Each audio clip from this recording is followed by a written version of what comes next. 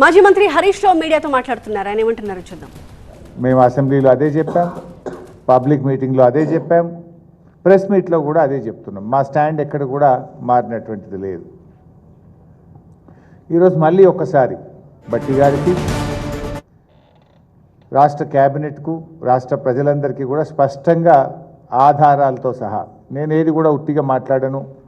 ఇది Telangana budget at a gallons, this is the CAG report, this is Telangana socio economic survey, ఇది రాష్ట్ర ప్రభుత్వం అసెంబ్లీలో ప్రవేశపెట్టిన వైట్ పేపర్ ఆన్ అప్పులు, అన్ని డాక్యుమెంట్ల ఆధారంగా ఇది నిన్న బట్టి గారు ప్రెస్ మీట్లో పెట్టిన పేపర్. వీటి ఆధారంగా నేను మాట్లాడితే తప్ప నేను కొత్త లెక్కలు చెప్పను, సొంత లెక్కలు అసలు చెప్పను.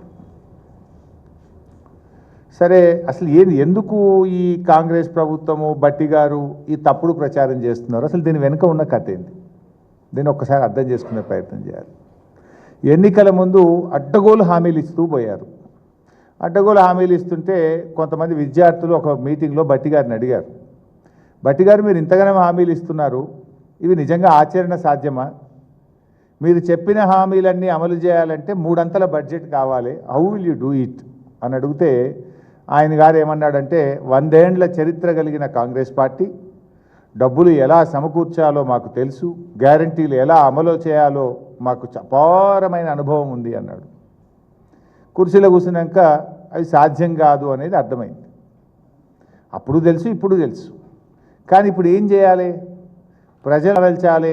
ఎందుకు అమలు చేయలేకపోతున్నారని ప్రజలు నిలదీస్తారు కనుక బీఆర్ఎస్ మీద ఏదో బురద జల్లో లేని అప్పులను ఉన్నట్టుగా చూపించి తప్పించుకోనేటువంటి ఒక ప్రయత్నం. అయితే ఆ బట్టి గారు ఆ రోజు ఏమన్నారో ఒక్కసారి చూద్దాం.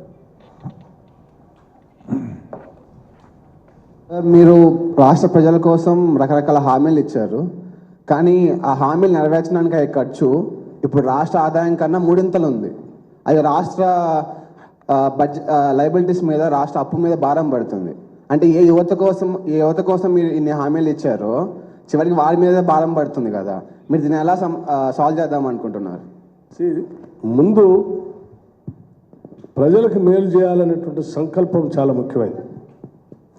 2 ఆదాయాలను సమకూర్చుకోవటంలో అపారమైనటువంటి అనుభవం ఉన్నటువంటి కాంగ్రెస్ పార్టీకి ఇది పెద్ద సమస్య కాదు.